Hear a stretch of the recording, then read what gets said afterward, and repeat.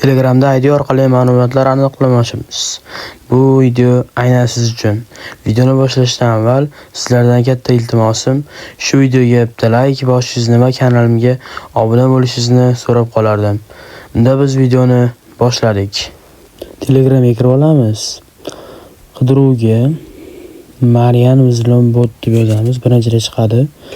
Ustiga bosib start bosamiz. Start bosamiz mana.